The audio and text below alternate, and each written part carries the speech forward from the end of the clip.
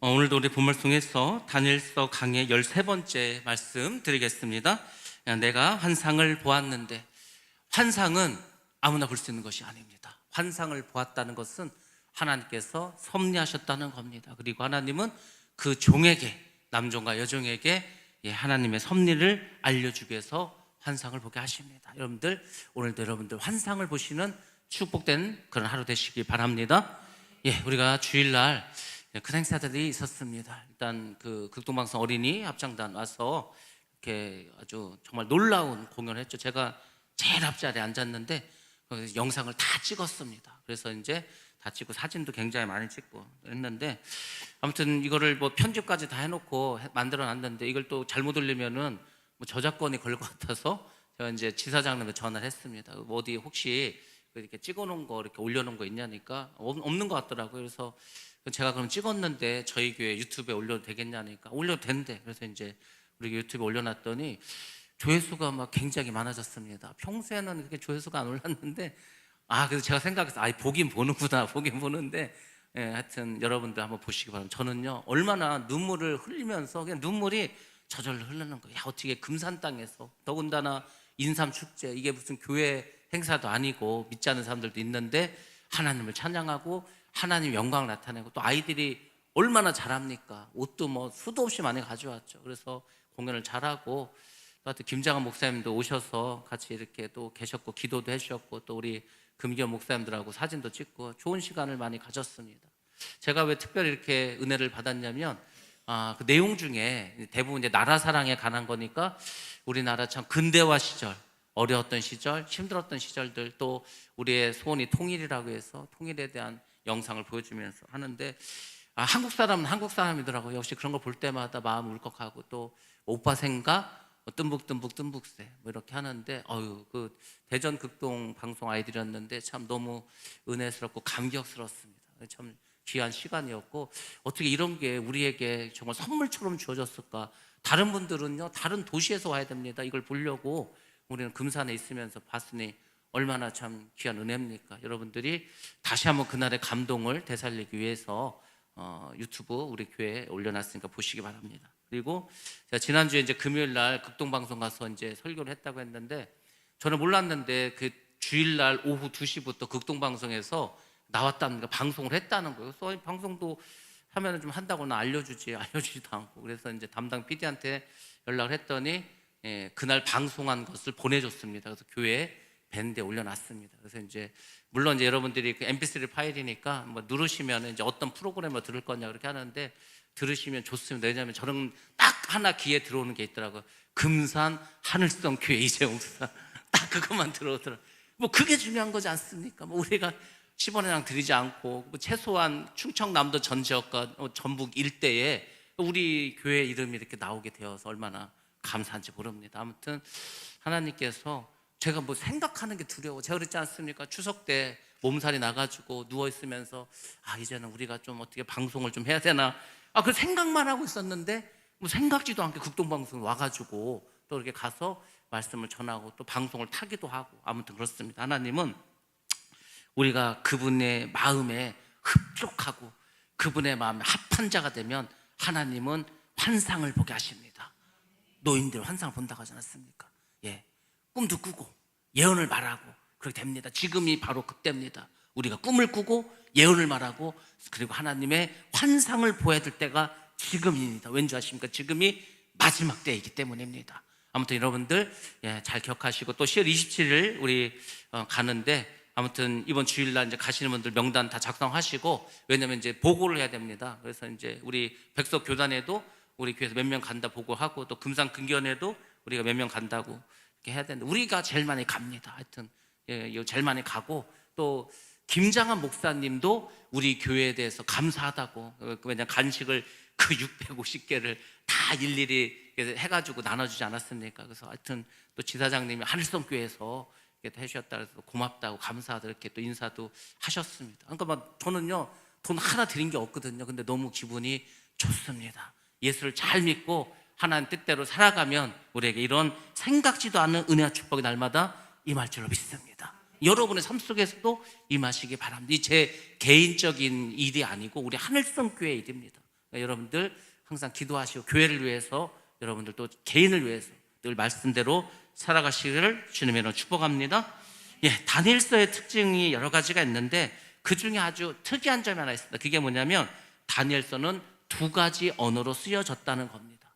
다니엘서 1장 1절부터 2장 4절 상반절까지, 그리고 8장부터 12장까지는 히브리어로 쓰여져 있습니다. 히브리어 쓰여져 있고 2장 4절 하반절부터 7장까지는 아람어로 쓰여 있습니다. 아람이 어디라고 했습니까? 시리아라고 그랬죠. 시리아, 아람 왕. 굉장히 아람이 강대국이었습니다. 그래서 그 당시에 이스라엘 사람들이 이 아람어를 사용했습니다. 아람어는 이제 이방인의 언어겠죠. 그래서 이렇게 히브리어와 또 이방인의 언어인 아람어로 쓰여져 있다. 여러분들이 기억을 하셔야 됩니다. 자, PPT 한번 보여주시기 바랍니다. 자, 이제 1장부터 6장까지 이제 저번에도 말씀드렸지만은 그 1장부터 6장까지는 다니엘이 경험을 했는데 자기가 경험한 건 아니야. 뭐 느부갓네살 왕이라든지 벨사살 왕이 꾼 꿈을 자기가 대신 해석해 주지 않았습니까? 그러니까 간접적으로 사실은 경험한 내용들이라는 것을 알 수 있습니다. 이게 이제 다니엘서의 전반부입니다. 1절부터 6절까지는 전반부예요. 그래서 그 역사적으로 나타났던 4개의 나라, 이 나라들을 설명해 주고 있습니다. 자, 그 다음 보시면 7장부터 12장에 나오죠. 후반부입니다. 후반부는 이제 다니엘이 직접 환상을 보게 됩니다. 총 4번의 환상을 보게 됩니다. 그래서 우리가 지난주에도 보지 않았습니까? 그 동물을 봤죠. 사자, 곰, 표범, 괴물 보지 않았습니까? 8장에서도 이제 짐승을 보는데 그 짐승은 숫양과 숫염소를 보게 됩니다. 그래서 오늘은 8장 이제 중반부까지 이렇게 말씀드릴 건데 7장과 8장에 공통점이 있다면 이 뿔이 있는데 작은 뿔이 나와. 작은 뿔. 그 작은 뿔이 뭘까? 그 작은 뿔은 적그리스도를 예표해주고 있습니다. 근데 7장에 있는 이 작은 뿔은 나중에 예수님이 재림하기 바로 직전에 나타날 적그리스도를 상징해주고 있고, 8장에 나와 있는 작은 뿔은 오늘 제가 마지막 부분에 이제 말씀드리겠지만 헬라 제국에서 나온 작은 뿔입니다. 그래서 이스라엘을요 정말로 쳐들어와서 그 성전을 더럽혔습니다. 성전에서 돼지 뿔을 뿌렸어. 유대인들은 이 돼지 부정하다고 만지지도 않고 쳐다도 안 보는 돼지의 피를 성전에 뿌려버렸다니까요. 그리고 하나님 대신 그 제우스 신상을 거기 하나님 성전에다 세웠어. 그런 일이 벌어졌습니다. 이것이 이제 그 그리스가 망하고 4개의 나라로 쪼개지면서 그런 일이 벌어졌습니다. 이 셀루코스라는 나라에서 이런 일이 벌어졌는데 바로 적 그리스도의 어떤 예표를 이제 8장에서 해주고 있습니다. 자, 다음 PPT 한번 보여주시기 바랍니다. 다음 PPT 보시면은 그래서 우리가 쭉 그동안 했던 거, 신상은 2장, 그렇죠? 4가지 동물은 4장, 그리고 순양, 2뿔이 달린 순양과 긴 뿔이 하나 있는 그 순염소, 이것은 이제 우리가 8장의 이야기다, 이렇게 보시면 되겠습니다. 그래서 오늘 사실 말씀드리는 이 8장 내용은 새로운 내용은 사실 아닙니다. 자, 이제 PPT 내려주셔도 되고요. 1장부터 7장까지는 세계 열강들의 운명에 대해서 말씀해 주셨다고 이제 제가 말씀드렸죠. 4개의 나라가 있었습니다. 바벨론, 메세바다, 그리고 그리스, 로마, 그리고 이제 마지막 때 나타날 적그리스도의 나라, 이것까지 이제 설명을 해줬죠. 그래서 하나님이 계시해 주셨습니다.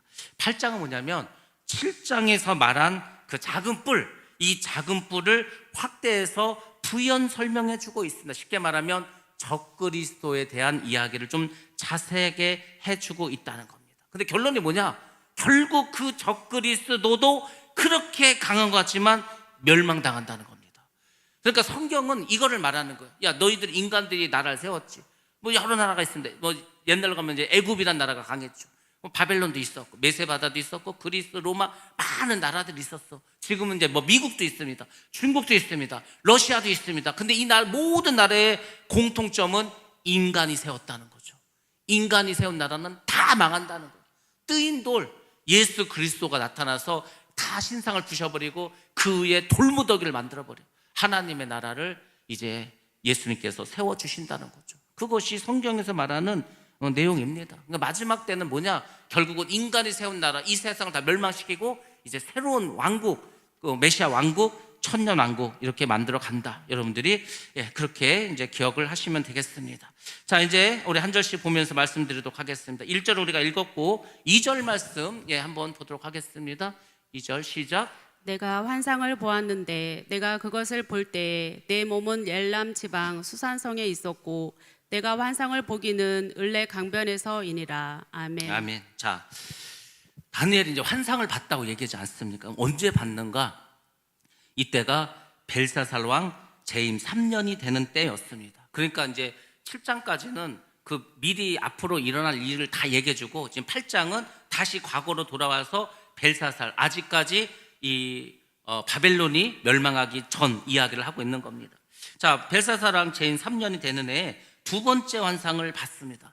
환상을 봤다는 것은 하나님께서 앞으로 세상을 이렇게 만들어 가겠다는 거예요. 그게 뭡니까? 하나님이 인간 세상을 다 주관하신다는 거죠. 그러니까 여러분들이 하나님을 믿으면서 이것을 반드시 기억해야 됩니다. 이렇게 세상이 힘들지? 왜 이렇게 악이 간영하지? 하나님이 안 계시는가? 하나님이 죽었나? 그게 아니라니까요. 하나님은 내버려 둔다니까요. 각 개인도 마찬가지야. 하나님이 어떤 분인지 아십니까? 안 되잖아요. 아무리 말해도 안 되잖아요. 그러면 어떻게 하는지 아십니까? 버립니다. 유기시킨다고. 그 사람은 회개하지도 못하게 만들어버려. 하나님이 그런 하나님입니다. 회개도 못하게. 왜? 구원받을까 봐. 이스라엘에게도 그러지 않았습니까? 계속 우상숭배를 해. 너희 선지자를 불러서 야, 너 가가지고 회개시켜. 회개를 선포해. 또 선포해. 또 선포해. 안 해. 나중에 하나님 어떻게 하는지 아십니까? 야, 너희들 회개도 하지 마. 내가 너희들 회개해도 너희들 받지 않을 거야. 너희들이 짐승을 가지고 성전에 와 내 문을 닫아버릴 거야. 너희들이 번제를 드려 그 냄새 맡지 않을 거야. 하나님 그렇게 하신다니까. 그러니까 지금 막 이렇게 악이 관영하고 동성애법이 막 유럽으로 미국으로 통과해서 이제 한국까지도 막 통과하려고 해서 우리가 막 나가려고 하지 않습니까? 왜 이렇게 되지? 왜 이렇게 악이 관영하지? 하나님이 내버려 두는 거예요. 왜 멸망당하라고 심판하려고. 지금 추수의 때가 가까이 온다니까. 추수의 때가 가까이 온다는 것은 알곡과 가라지가 죽을 날이 얼마 안 남았다는 겁니다. 가라지들 마지막 추수 때까지 같이 우리랑 가는 거야. 그리고 추수해서 묶어서 그냥 불못에 던져버리지 않습니까? 용광로 속에다. 그러니까 하나님께서 놔두는 거예요. 이 모든 역사는 하나님께서 이끌어 가신다. 그것을 이제 보여주는 겁니다. 그 환상 속에서 무엇을 봤는가? 자, 이것을 봤습니다. 지금 다니엘이 어디냐? 엘람 지방에 있습니다. 그 엘람이라는 것이 우리로 치면 도야, 도. 그러니까 이제 어떤 나라가 있어. 우리도 나라 있지 않습니까? 도가 있지 않습니까? 경상도, 충청도, 전라도 이런 식으로. 마찬가지로 이때도 나라가 있어. 이제 매세 바다겠죠. 이제 멸망당했으니까 그 바벨론이. 자, 엘람 지방에 수산성이 있었습니다. 수산성 유명하지 않습니까? 거기에 누가 살았습니까? 수산성에? 죽으면 죽으리라. 누가 살았습니까? 에스더가 왕비지 않았습니까? 황후지 않았습니까? 그 집이 있어야 되겠지. 그 집이 수산성이라니까요. 수산성. 거기에 있었습니다. 그런데 그 수산성 옆에는 이제 을레 강가라는 강이 있었어. 자, 그곳에서 환상을 봤습니다. 제가 두 번째 환상을 봤다고 하지 않았습니까? 그럼 첫 번째 환상은 언제 보았습니까? 처음 환상은 7장에서 봤죠. 그때가 언제였냐면 벨사살 왕 원년이었습니다. 벨사살이 왕이 되던 해에 이때 다니엘이 그 4마리의 짐승을 봤다는 그 환상을 봤어. 그리고 이제 2년이 흐른 뒤에 두 번째 환상을 이렇게 보게 되었습니다. 자, 그때가 언제였냐면 두 번째 환상을 봤을 때 이 8장이 BC 575년 경이다. 이렇게 보시면 되겠습니다. 이때가 어떤 때였냐면은 하나님의 그 손가락이 나와서 벽에다 막 글씨를 쓰지 않았어요. 그날이 벨사살 왕이 죽는 날이고 그날이 바벨론이 멸망하는 날이에요. 근데 그 일이 일어나기 좀 전이었어. 두 번째 환상을 봤을 때는 아직 바벨론이 망하기 전이었다. 이렇게 보시면 되겠습니다. 근데 하여튼 이 지금 다니엘이 환상을 봤는데 자기 몸이 수산성에 있어. 수산성이 지금 어디냐면 이란 있지 않습니까? 이란, 페르시아가 이란이니까 수산성도 이란에 있겠죠. 이란 남부 지방에 있습니다. 지금 그곳의 이름 우리가 쿠제스타주라고 말합니다. 그리고 이 수산이라는 도시를 수시라는 이름으로 발음해서 지금도 이란에 가면 이곳이 있습니다. 물론 이 수산성은 이 메데바사가 쳐들어왔을 때 철저하게 멸망시켜서 완전히 싹 멸망시켜서 폐허로 만들어버려가지고 흙으로 다 덮어버려가지고 눈에 보이지도 않습니다. 완전히 폐허가 되고 사람도 별로 살지 않아. 아주 그냥 시골 외딴 황무지 같이 되고 말았습니다. 근데 이때는 수산성이라는 아름다운 성전이 있었던 그런 아주 큰 도시였다. 이것을 우리가 알 수가 있습니다. 자, 수산성 을레 강변에 위치해 있는 이 성이 있었고, 거기에 이 수산성은 바사 왕국의 한 중요한 왕국이었습니다. 그래서 위치를 보면 바벨론 그 성에서 동쪽으로 약 200마일, 그러니까 320km 정도 떨어져 있는 곳이죠. 바벨론이 멸망한 후에 바사 제국의 수도로 사용했었는데, 바사 제국의 수도가 여러 개가 있었어. 그래서 주로 여기는 겨울 수도로 썼습니다. 나라가 워낙에 크니까 겨울에는 여기 와서 그냥 왕이 여기 와서 통치하는 거예요. 다른 데 너무 추우니까, 여기는 그래도 이란이니까 춥진 않을 거 아닙니까? 여기 와서 이렇게 하는 거. 또 여름이 되면 여기 너무 더우니까 좀 시원한 데로 가는 거. 그렇게 해서 이제 주로 이 메세 바다, 이 페르시아의 겨울 성으로 사용했다. 여러분들이 그렇게 기억을 하시면 되고, 아무튼 이 수산성은 우리가 역사 속에서 많이 나오니까 기억을 하셔야 됩니다. 자, 이 엘람 지방에는 이때가 이제 벨사살 3년이라고 했었죠. 벨사살 3년이면은 그때가 언제였냐면 이미 고레스가 이 바벨론 쳐들어왔어. 이 벨사살 왕이 망할 때 그 바벨론이 어떤 상황이라고 했습니까? 다른 나라 다 뺏기고 바벨론 그 수도만 남아, 수도 다 뺏기고, 근데도 1000명을 데려다 술 마시고 있는 거예요. 그러니까 하나님께서 그날 쳐버리지 않았습니까? 이미 이 수산성이 있는 이 엘람 지역도 전부 다 이 고레스가 빼앗아서 이미 메세 바다의 영토가 되어 있었습니다. 물론 그 수산성이 알렉산더가 쳐들어와서 또 다 무너뜨렸습니다. 자, 그러니까 지금 현실적으로 볼 때 다니엘은 그곳에 갈 수가 없어. 현실 속에서는 갈 수 없는데 뭐로 갔습니까? 환상으로 갔다는 거죠. 자, 그러면 여러분 보시기 바랍니다. 어떻게 환상으로 갈 수가 있을까? 몸은 수산성에 있는데 자기의 영은 지금 어디 있는 겁니까? 이 강가에 있는 거죠. 강에 있는 거예요. 여러분들, 우리가 이게 이해가 될지 안 될지 여러분 모르겠지만 성경에는 이런 이야기가 있습니다. 그리고 지금도 이럴 수가 있습니다. 좀 이게 믿거나 말거나 이렇게 생각하지 마시고 믿음으로 들으시기 바랍니다. 하나님의 영이 임해. 그걸 요즘 말로는 성령 임했다고 하죠. 근데 그 성령이 강하게 임해. 성령 충만이라고 하죠. 그럼 어떤 일이 벌어진지 아십니까? 다는 아닌데 아주 극히 일부 시공을 초월할 수가 있습니다. 이거를 이해를 못하면 할 수 없고요. 어떤 분도 그 얘기를 하더라고. 자기가 서울에 있었는데 어디 집회를 가야 돼. 너무 막혀. 갈 수가 없어. 뭐 차도 막히고 시간 넣어도 안 돼. 기도를 했대. 기도를 했는데요. 자기가 기도를 했는데 바로 자기가 가야 될 도시에 가 있어. 이게 뭐 안 믿어지면 어쩔 수 없고 지금도 가끔 이런 일이 벌어집니다. 시공을 초월해 버리는 거예요. 이 당시에 지금 다니엘이 그렇다니까요. 아니, 몸은 지금 어디에 있습니까? 수산성에 있는데 자기의 영은 을레 강가에 가 있는 거예요. 몸과 영이 따로따로 있다니까요. 그게 뭡니까? 성령께서 다니엘의 영을 데리고 나가셨다는 거죠. 성령이 충만할 때 우리에게 그러니까 우리가 예수를 믿으면서도 이런 일이 전혀 일어나지도 않고 이런 얘기하면 이단 아닌가, 저거 무슨 뭐 비현실적이지 않은가, 뭐 이상하게 보죠. 그러니까 지금은 전혀 우리가 예수를 믿는데 성경에서 말하는 것도 믿지 않을 만큼 불신앙의 시대이기 때문입니다. 영성이 깊어지면은요 다 보입니다. 그냥 말을 안 할 뿐이지. 물론 뭐 예수님이 언제 오실지 몰라, 아무도 몰라. 그거는 이제 비밀에 붙여주셨으니까. 그렇지만 앞으로 이 세상이 어떻게 될지는 뭐 성경에서도 이미 다 말씀해 주셨고, 기도를 하신 분들은요 대충 다 알고 있어. 그래서 기도하는 겁니다. 하나님 알려주죠. 근데 이분들은 말을 하진 않죠. 아무튼 우리가 이 다니엘이 지금 자기의 육신에서 그 영이 나와서 을레 강가에 가 있다. 이거는 여러분들이 좀 기억을 하셔야 됩니다. 지금 다니엘은 육신의 한계를 초월해서 서 있는 거죠. 자, PPT 한번 보도록 하겠습니다. 도대체 수산성은 뭐고, 을레 강가는 어딜까? 저게 이제 대략 우리가 뭐 없어졌으니까 그림이죠. 수산성이라고 보시고 저 멀리에 보면은 강이 하나 있습니다. 그러니까 지금 다니엘이 환상을 보는데 자기 몸은 여기 성에 있는데 그 영혼은 저 강에 가 있는 거예요. 거기에서 이제 환상을 보게 됩니다. 자, 그 다음 보시면은 이제 지도가 나와 있죠. 그래서 뭐 좀 글씨가 작긴 한데 저기 보면은 중요한 도시들이 다 나와 있습니다. 우리가 메데 바사라고 하죠. 메데라는 것은 미디어라는 나라입니다. 메디안이라고도 하죠. 그러니까 지금 이란 좀 북쪽에 있는 지역이에요.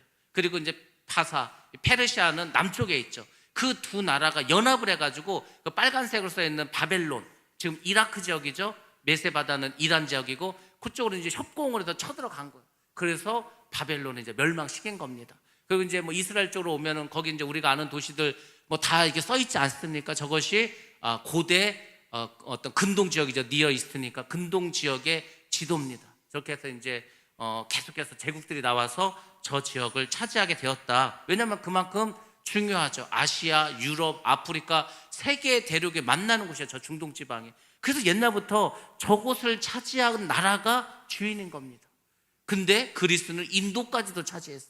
물론 로마는 이제 뭐 저 지역을 다 차지해 버렸죠. 그래서 이 당시에 굉장히 많은 제국들이 나와서 이제 하나님께서 말씀하시고 보여주셨던 모든 그런 환상들, 그런 예언들을 다 이루어 주셨습니다. 자, 하나님 영이 인도하시면 우리가 어디든지 갈 수가 있습니다. 당시 이 다니엘은 인간적으로 볼 때는요, 다니엘이 뭡니까? 다니엘은 포로입니다. 포로로 끌려왔잖아요. 소년 때 포로 출신이에요. 그러니까 뭐 흙수저지 않습니까? 70이 넘은 노인입니다. 소년 때 포로로 잡혀와서 대부분의 자기의 삶을 이방 땅에서 보냈습니다. 외로울 수도 있겠죠. 고향에 가고 싶지도 않겠습니까? 자기 고향이 예루살렘인데 어렸을 때 소년 때 끌려와서 한번 가지도 못했어요. 한 60년 지났는데 가보지도 못했습니다. 그리고 뭐 가족들하고도 다 헤어지고 뭐 그렇게 됐겠죠. 외로울 수도 있고 슬플 수도 있고 한숨만 쉴 수 있는 내 신세가 이게 뭔가. 우리나라도 실향면 있지 않습니까? 내 고향 저 북녘 땅인데 이 가지도 못하고 막 그런 어떤 망향의 슬픔을 가질 수도 있었을 겁니다. 그렇지만 다니엘은 어떤 자십니까? 비록 나이가 많아서 늙었지만 그는 어떻게 했습니까? 그는 하나님과 늘 함께 했기 때문에 그의 영혼은 젊은 청년과 같았다는 겁니다. 청년들이 비전을 본다고 하지 않습니까? 청년들이 환상을 보는 겁니다. 그러니까 다니엘이 환상을 봤다는 것은 그는 육신적으로는 병이 들고 육신적으로는 포로 출신이지만 그의 마음과 그의 영혼은 항상 젊음을 유지할 수 있었다는 겁니다. 지금 다니엘이 살던 시대가 언제입니까? 정말로 살기 어려운 그런 세상이었습니다. 여러분들 생각해 보시기 바랍니다. 계속해서 제국이 일어나, 하나의 제국이 일어나면 그 나라가 망하고 또 다른 제국이 일어나고 또 지나면 또 다른 제국이 일어나고 그때마다 얼마나 많은 사람들이 죽음을 당하겠습니까? 제국들이 일어나서 계속 전쟁을 하는데. 그러니까 너무 살기 어렵고 힘들었을 때가 바로 이 세상이었습니다. 문제가 많은 세상이었습니다. 그렇지만 그는 세상을 초월해서 살았습니다. 영적인 세계에서 하늘의 기쁨을 가지고 살아갈 수가 있었습니다. 왜? 하나님이 영이 함께했기 때문에. 그가 살고 있었던 세상은 정말로 악하고 세상 왕들은 심히 부패했습니다. 그 당시에 백성들은 짐승 같은 지도자를 밑에서 극심한 슬픔과 뼈가 넘는 고통 속에서 살아갔습니다. 너무나 먹고 살기가 힘들었다니까. 우리가 사복음서에 보면은 예수님 시절에 그 여러 가지 사회 어떤 현상들 나오지 않습니까? 그 당시에 유대인들은요, 하루에 한 끼 먹고 살았습니다. 먹을 게 없어. 뭐 농사 질 것도 없어. 수입도 없어. 근데 로마에 또 세금은 엄청나게 많이 갖다 바쳐야 돼. 하루에 한 끼 먹고 살았다니까요. 3일을 굶는 경우도 많았습니다. 정말로 힘들고 어려웠어.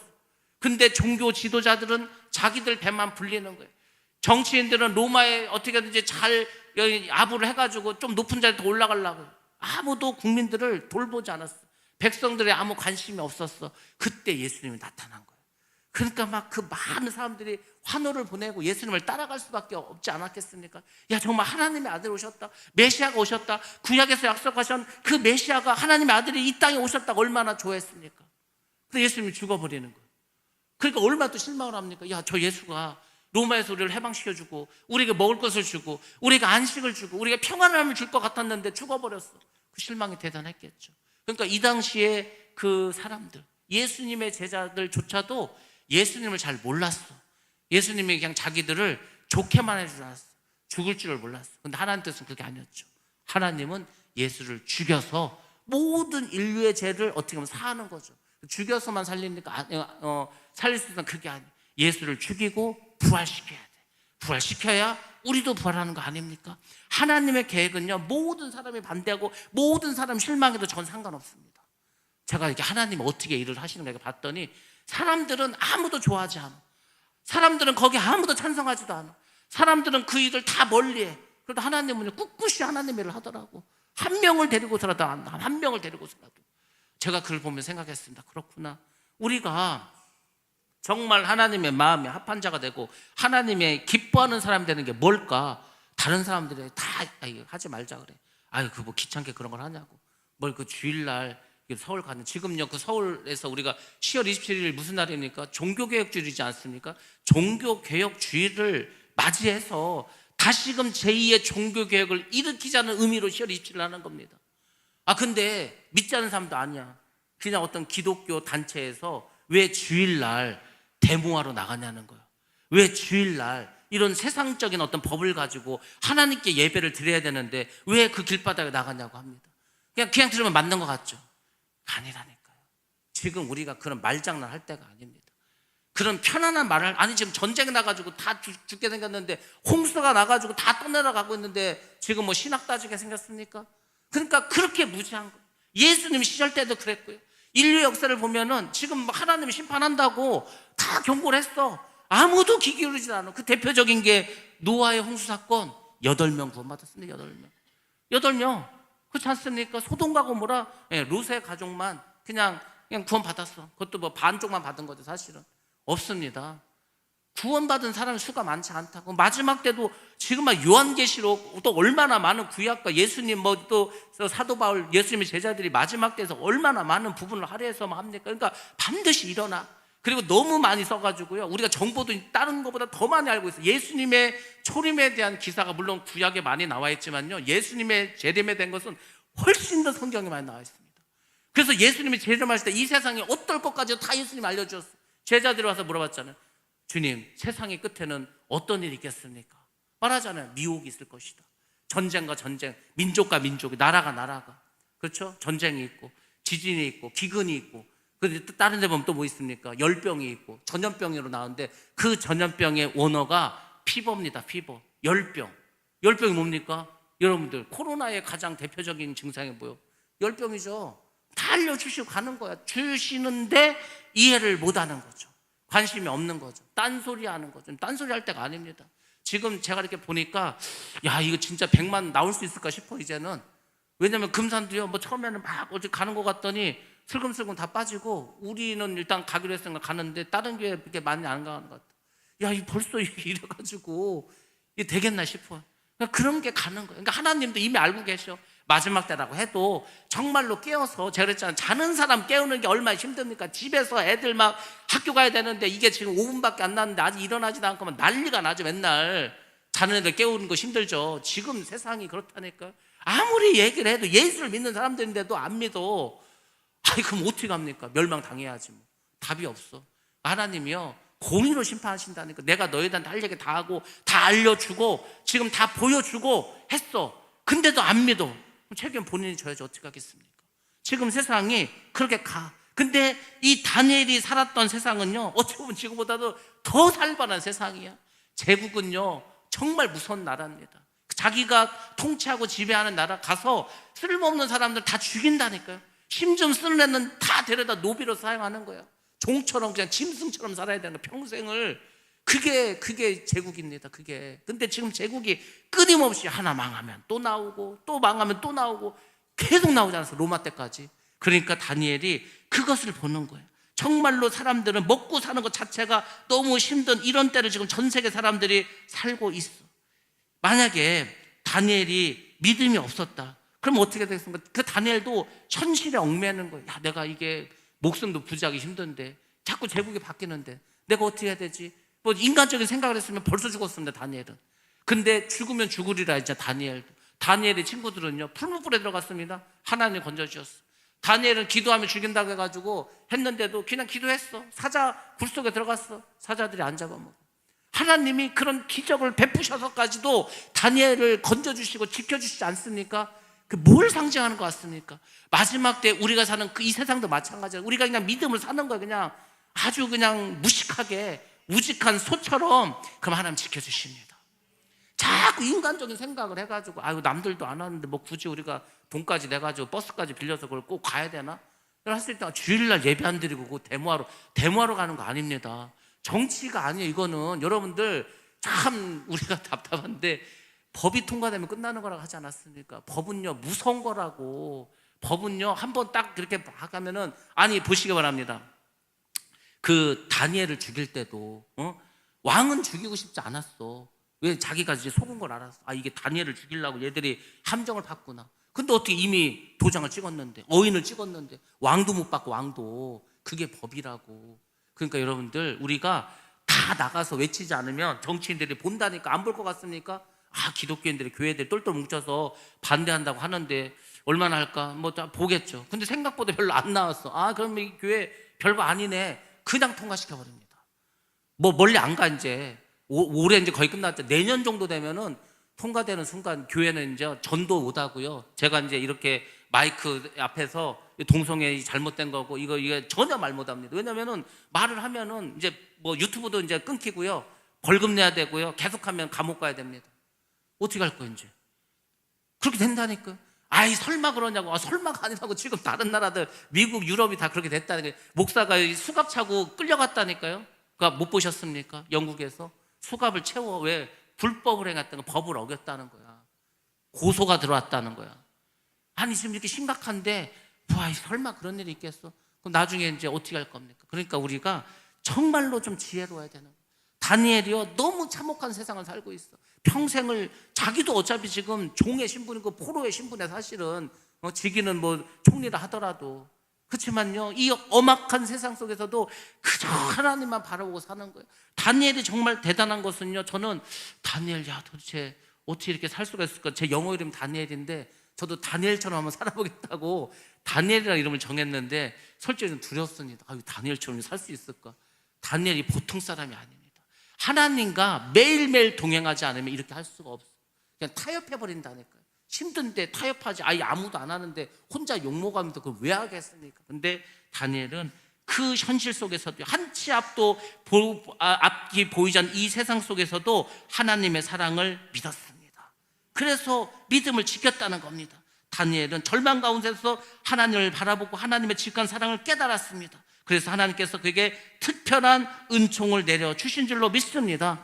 그리고 다니엘에게는 세상을 깨트려 볼 수 있는 영적인 통찰력도 주셨다. 이게 오늘날 우리에게 반드시 필요하다고 하지 않습니까? 이 세대를 분별할 수 있어. 지금 우리가 살아가는 세상이 어떤 세상인가?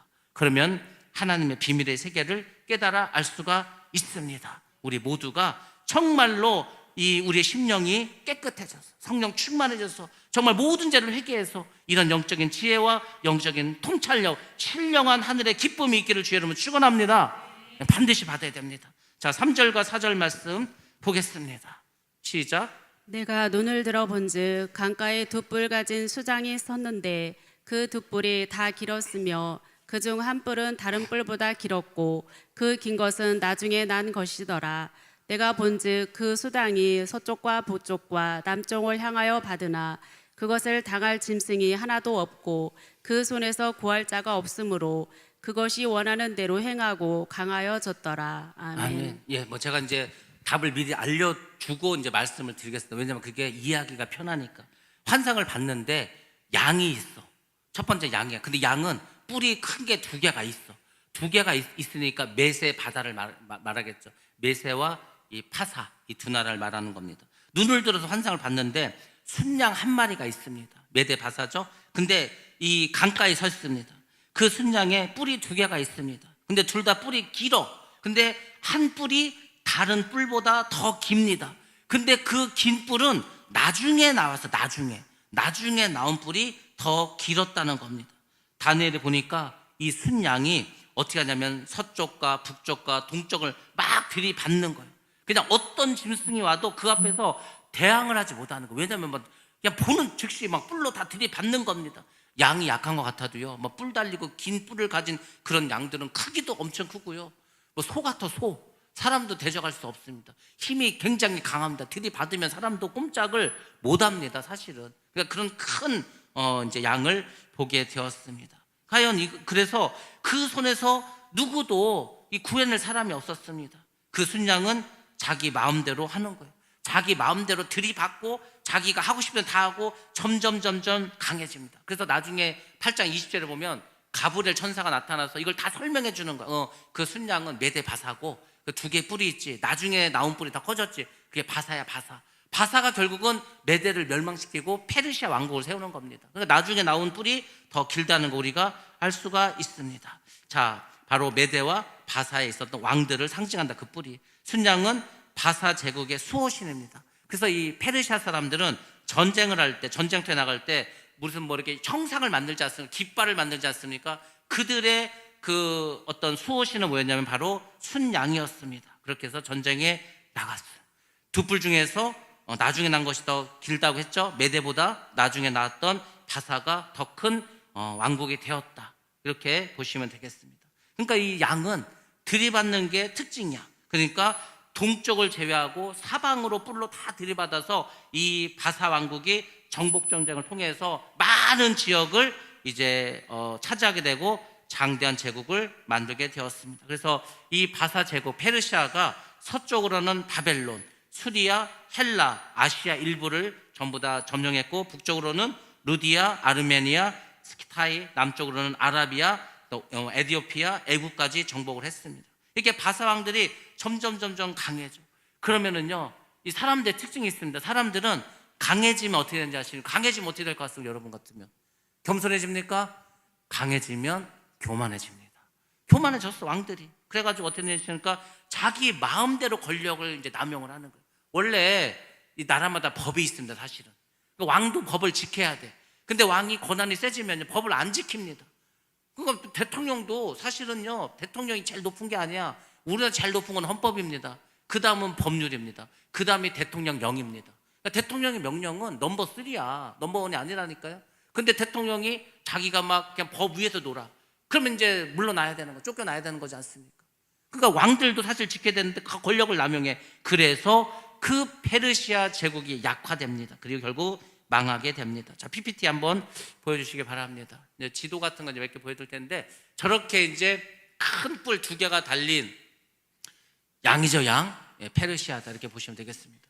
페르시아가 차지한 그 지역을 한번 이제 보여드리도록 하겠습니다. 도대체 얼만큼 나라를 차지하고, 다음 지도 한번 보여주시면 싸우고 있는데, 저게 뭘 상징하는지 환상을 봤는데, 저렇게 해서 이제 양이 있었는데 염소가 하나 나왔어요. 염소.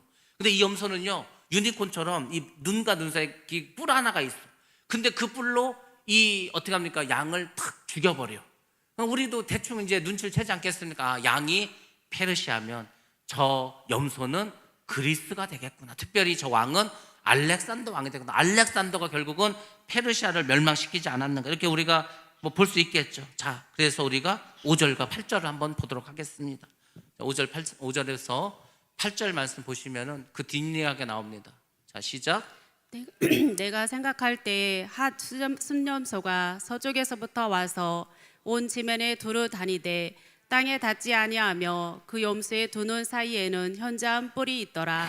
그것이 두 뿔 가진 수량 곧 내가 본 바 강가에 섰던 양에게로 나아가되 분노한 힘으로 그것에게로 달려가더니 내가 본즉 그것이 수장에게로 가까이 나아가서는 더욱 성내어 그 수량을 쳐서 그 두 뿔을 꺾으나 수장에게는 그것을 대적할 힘이 없으므로 그것이 순양을 땅에 엎드러뜨리고 짓밟았으나 순양을 그 손에서 벗어나게 할 자가 없었더라. 숫염소가 스스로 심히 강대하여 가더니 강성할 때 그 큰 뿔이 꺾이고 그 대신에 현재한 뿔 넷이 하늘 사방을 향하여 났더라. 아멘. 아멘. 다니엘이 자기가 본 순양이 도대체 뭘까, 그 환상이 무엇을 뜻할까, 이걸 알아보려고 깊이 생각을 하고 있는데, 그때에 털이 많은 숫염소 한 마리가 서쪽에서 올라왔습니다. 땅에 막 두루 다니는 거예요. 그 숫염소가 얼마나 빨리 달렸는지요, 발이 땅에 닿지를 않는 거예요. 요즘 막 그런 거 많이 하고 있지 않습니까? 애들 막 발이 닿지 않고 그때 움직이는 거, 막 그런 것처럼 너무너무 빨리 움직이는 거예요. 두 눈 사이에는 아까 말씀드린 것처럼 유니콘 같은 뿔이 하나 달려 있습니다. 바로 이제 알렉산더 대왕을 의미하겠죠. 이 숫염소가 두 뿔을 가진 순양에게 다가가는 거예요. 그리고 성난 힘으로 어떻게 달려들죠. 다니엘이 보니까 어떻게 됐습니까? 그 숫염소가 순양에게 가까이 가서 막 성을 내는 거예요. 화를 내는 거예요. 그렇게 어떻게 했습니까? 순양을 쳐서 그 순양이 자랑하던 뿔을 부서뜨립니다. 뿔은 권력을 상징한다고 하지 않습니까? 권력을 무너뜨렸어요. 망하게 했다는 거죠. 그 순양은 그 순염소 맞서서 싸울 힘이 없었습니다. 숫 염소가 순양을 땅에 집어 던지고 무자비하게 짓밟아 버렸습니다. 그래서 숫 염소의 손에서 순양을 구해낼 사람이 아무도 없게 되었습니다. 숫 염소는 세상 그 어느도 제어할 수 없을 만큼 매우 강해지고 힘이 세졌습니다. 그리고 그 숫 염소의 그 뿔이 나중에 부러지게 되는데, 이건 뭐죠? 알렉산더 대왕이 죽었다는 거죠. 그 자리에 뚜렷하게 보이는 뿔을 넷이 사방으로 뻗어놨다는 거죠. 쉽게 말해서 알렉산더 대왕이 죽고 난 다음에 나라가 네 개로 쪼개졌다, 이렇게 보시면 되겠습니다. 자, 여기까지 말씀드리고 그 지도를 한번 보여드리도록 하겠습니다. 저기 보면 이제 잘 안 보이는데 빨간 이 화살표가 뭐냐면, 알렉산더가, 그러니까 이제 원래는 그리스니까 마케도니아부터 시작했죠. 마케도니아에서 이 터키 쪽으로 건너와가지고 터키 그 안에 시리아, 그래서 뭐 이스라엘, 애굽 이쪽으로 해가지고 뭐 바벨론 지역 또 메세 바다까지 전부 다 점령을 했습니다. 자, 그리고 그 다음에 이제 또 지도를 보시면은 알렉산더 대왕이요, 그렇게 힘이 강하고 싸움을 잘했는데 너무 일찍 30대 나이에 죽고 말았습니다. 그래서 그 부하 장군들에 의해서 나라가 네 개로 이제 쪼개지게 됩니다. 근데 저기서 제일 중요한 게 셀루쿠스라고 나와 있죠. 저 사람이 아까 말한 대로 성전에 들어가서 돼지뿔을 뿌리고 아주 막 온갖 그냥 죄악을 이렇게 저질렀습니다. 그걸 이제 뭘 상징하냐면, 마지막 때에 적그리스도가 그 성전, 지금 성전이 없지 않습니까? 결국 이스라엘이 제3성전을 짓는다는 것, 그 성전에 들어가서 자기가 하나님이라고 하고 자기에게 경배하라고 합니다. 그것을 미리 역사적으로 보여주셨다, 이렇게 보면 됩니다. 그러니까 하나님이 어떤 일을 하실 때 그냥 하는 게 아니야. 더군다나 모든 인류를 진짜 정말 마지막으로 멸망시키는 일이야. 그러면 하나님이 대충 한두 마디 하고 일을 하실 것 같습니까? 엄청나게 많이 하지.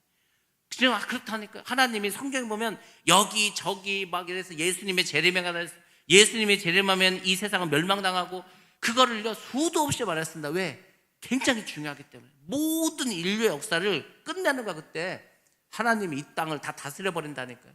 믿지 않는 자 다 지옥 보내버리고, 아예 그냥 깔끔하게 귀신, 사탄, 뭐 적그리스도 할 거 없이 믿지 않는 사람들, 불신하는 사람들 전부 다 그냥 지옥 보내고, 오직 예수 그리스도를 구세주로 믿고 하나님의 말씀대로 사는 그 사람들 데리고 하나님 나라에서 메시아 왕국에서 살겠다는 거. 그리고 이제 천년왕국 지나면 새하늘과 새 땅에서 살겠다는 거 아닙니까?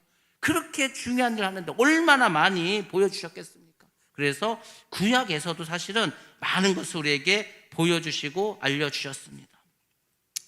순염소는 헬라 왕이고 두 눈 사이에 있는 큰 뿔은 알렉산더 대왕이었습니다. BC 336년부터 323년 동안 그 알렉산더가 있는 헬라, 그리스가 이 지역을 다 다스렸습니다. 그럼 도대체 그리스는 뭐 이렇게 억한 심정이 있다고 메세바다를 철저하게 짓밟아가고 아주 성까지 다 무너뜨렸을까? 우리가 이제 고대 영화 이런 거 보면은 마라톤 전쟁 있지 않습니까? 그리스가 이 페르시아를 멸망시키기 150년 전에 전쟁이 있었어. 그때 그리스가 졌습니다. 그 전쟁이 BC 490년에 있었는데 그 유명한 마라톤 전투였어요. 마라톤이라는 도시에서 전쟁을 했는데 페르시아한테 졌어. 또 살라미스 전투가 있었습니다. BC 481년에 역시 바사에게 졌어. 그러니까 이제 알렉산더는 자기 그 조상들이 페르시아에게 엄청나게 깨졌어. 자존심이 상했어. 그래서 이제 어떻게 하니까 바사에 대한 분노가 아주 불타올랐습니다. 그래서 그 분노로 바사 제국을 완전히 정복하고 짓밟아 버렸습니다. 그래서 알렉산더가 이 바사 제국을 다 점령해 버리고 그 정복지에다 헬라 문화를 심었습니다. 그래서 헬라 문화가 유럽 문화의 중심이 되었습니다. 근데 여러분, 헬라 문화가 뭡니까? 헬라 문화는 한마디로 인본주의입니다. 인본주의. 신본주의가 아니야.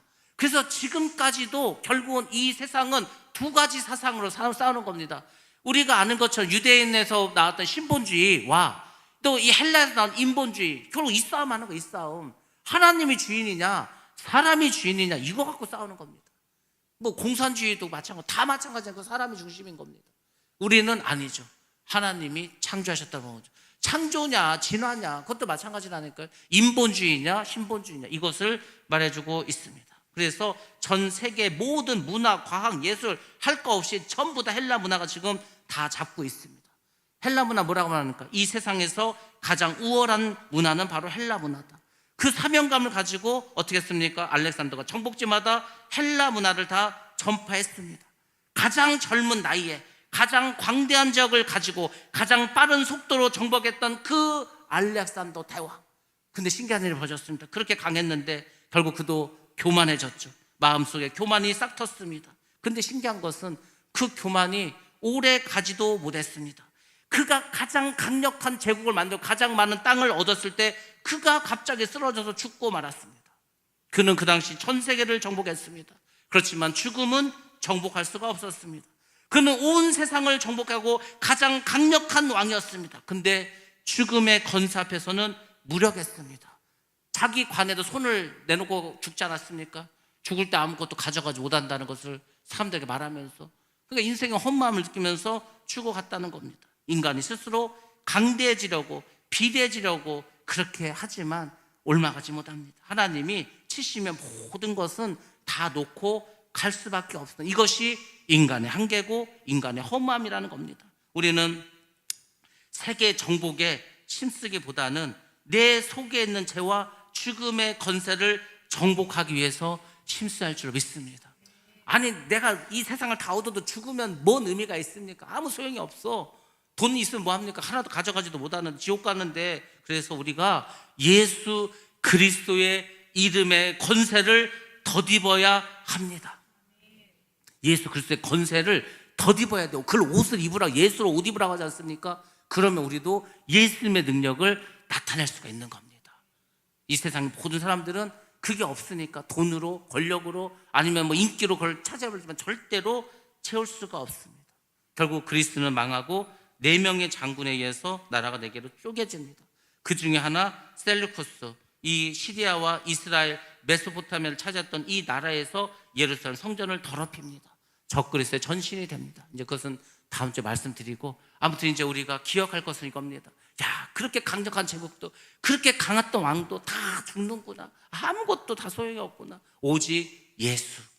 아니, 예수가 돌무더기, 그 뜨인 돌 예수 그리스도지 않습니까? 여러분들, 예수가 우리 삶 가운데 그 돌무더기가 돼서 이것에 가득 차야 합니다. 우리 마음속에 그 예수 그리스도의 능력이 있을 때 우리는 세상을 이기고 우리 모두가 천국에 가는 놀라운 축복을 갖게 될 줄 믿습니다. 그러기 위해서 여러분들 오늘도 내일도 정말 믿음으로 승리하시기를 주님의 이름으로 축원합니다.